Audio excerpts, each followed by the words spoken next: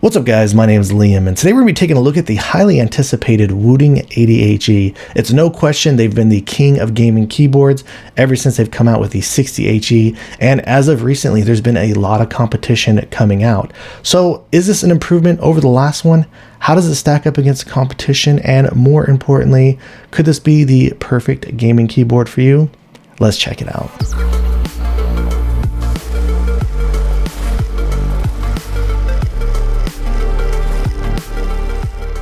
Before we get started today, I did want to let you know that this was sent out to me. However, everything you're going to be hearing in this video is going to be my own words and my own opinions. Included inside the box, it does come with a USB-C cable, and it does have a USB Type A adapter already included on it. Some additional screws in case you're to lose any while taking this apart and putting it back together. It also does come with some extra switches, a keycap and switch puller, some additional keys, and then it comes with 3 different sets of angled feet.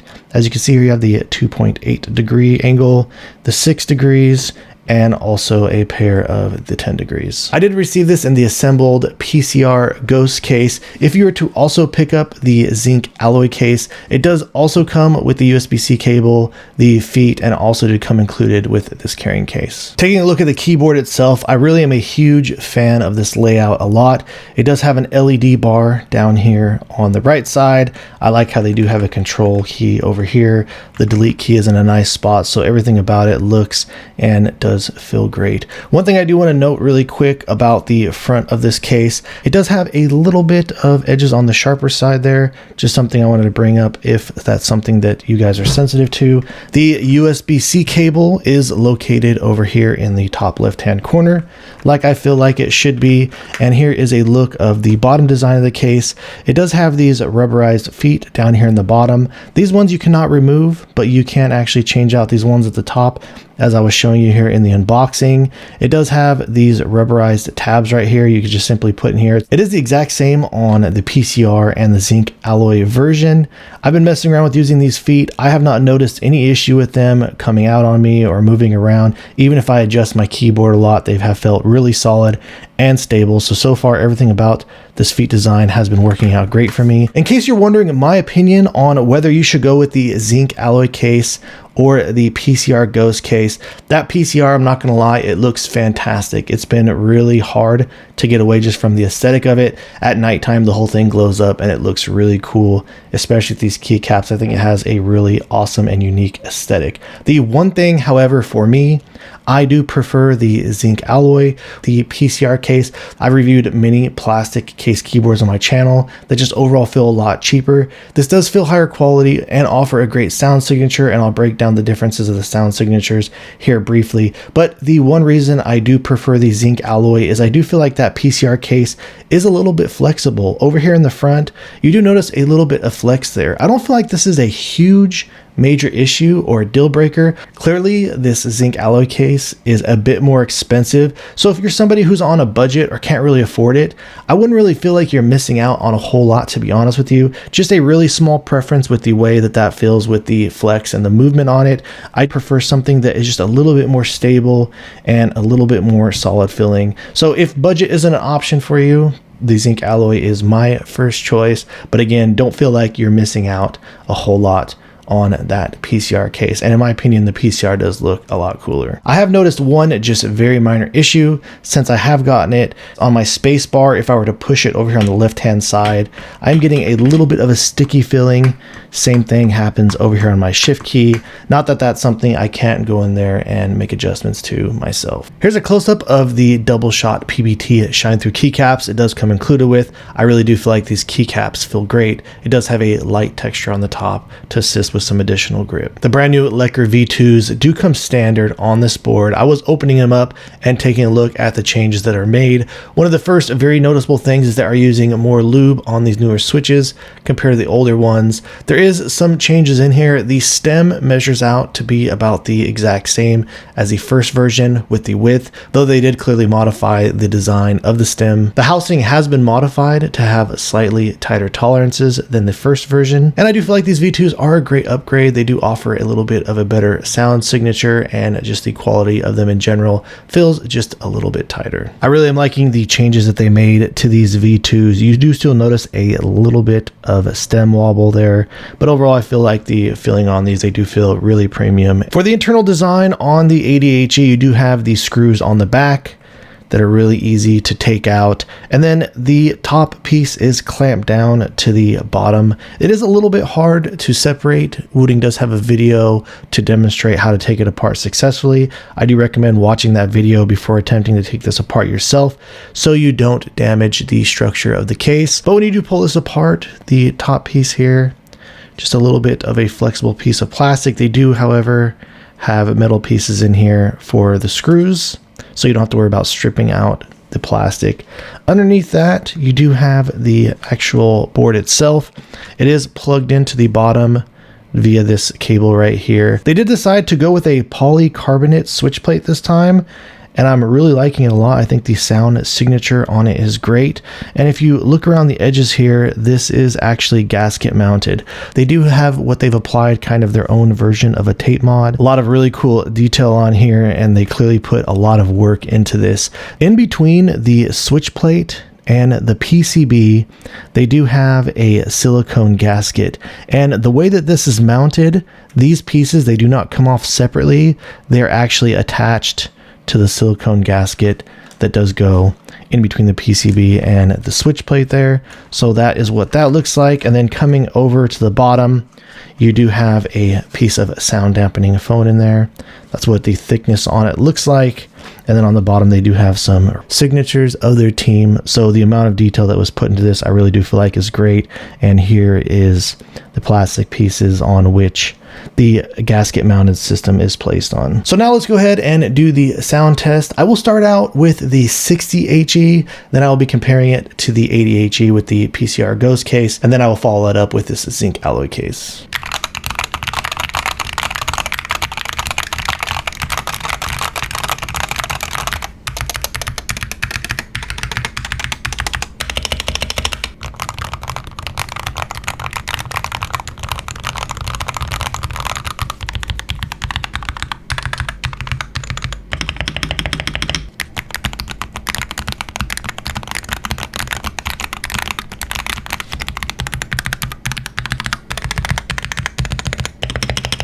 I'm going to do a really quick run through on the Wooting software, since this is one of the most talked about keyboards of all time. I'm pretty sure at this point, most of you have either a 60HE or have had experience with it. They're using a new web-based driver though, for those of you that are not familiar with it. So starting over here at the top tab under quick settings, this is where it gives you the option to enable tachyon mode. I do recommend doing this to optimize your board to get the lowest latency possible. Next up, you have a tab for profiles. Over here, you do have the actuation point. You can just simply highlight all the keys or select individual keys if you wish to set them separately. It goes as low as 0.1 millimeters for the actuation, down as low as 4 millimeters, and it does make steps in 0.1 millimeter increments. Then over here, you do have this little visual feedback in case you wanted to mess around with your keys to try and get an idea on what you're looking at. Next up, for the rapid trigger setting, you do have to enable it. And then over here for the press and the release on the switch, it does allow you to go as low as 0.15 millimeters, and you can make adjustments in 0.05 millimeters there, all the way up to 2.35. Same thing over here on the deactivate for the switch. Next up, you have the RGB mode, and when you are using tachyon mode, these are disabled, and the brightness of the board is limited to ensure that the board is getting the best stability possible. Exclusive to the 80HE for right now, they do have this LED light indicator bar that I showed you guys. This is located above the arrow keys. It does allow you to mess around with it and have some pretty cool adjustments here for the presets. Next up is where it allows you to remap any type of keys that you wish to do so. And for the function layer, though I do feel like a majority of people aren't going to really be using this function layer very much if you are using the 80HE. Next up on the advanced keys tab, this is where you can set up things like the SOCD really simple to do, and boom, you're all set. If you did want to come in and delete that later on, you could just simply come right here to delete it and make any type of adjustments that you choose to do so. Finally, over here on the gamepad tab, this is where it allows you to actually set controller keys to the keyboard. I've already gone over this in a previous video with the 60HE. And then lastly, over here on the settings tab, where you can change your language, this does allow you to drop down to a 1000 Hertz polling rate if you are having stability issues using the 8000 Hertz polling rate. And then here is some of the RGB sleep mode settings. And then you can come down here to make sure that your board does remain updated. When it comes to the performance of the Wooting 80HE, I always put out a disclaimer on these test results that they can vary due to a bunch of different varying factors, such as end-to-end system latency. I've been speaking to Wooting and they have informed me that they are still working on perfecting the drivers on this, and they do have confidence that they are going to be able to fine-tune this more and improve on the latency. And I think it's kind of funny that they actually said that to me, because a lot of these keyboards I've been testing out recently, even if they do have 8K scanning or an 8K polling rate, they do kind of seem to go back and forth and trade blows with the Wooting 60HE in the real world examples that I've been demonstrating. So I really do feel like a lot of the time you don't really see that much of a real world difference between all of these different boards out there. There are, however, two exceptions, one being the Easy 63, and the final exception, even though Wooting is still perfecting the drivers for this board, the 80HE. And I do want to be very clear with you guys on these results. Like I said, no matter how you look at it, they are inconsistent.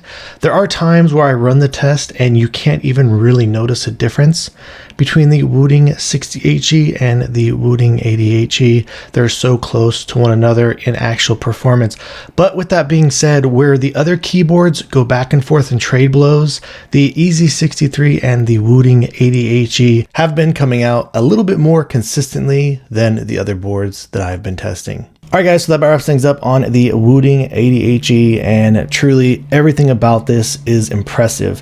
Like I said, I'm also a huge fan of the Easy 63, but I just kind of prefer the layout of this. I do feel like obviously the software has been around a bit longer for Wooting, is a little bit more redefined. You have a bit more options there, and the sound signature and the feeling of this, I really do feel like is a huge step up over the original Wooting 60HE. So everything about this, from the feeling, the software, the performance, I mean, I really do feel like this keyboard is just an absolute killer.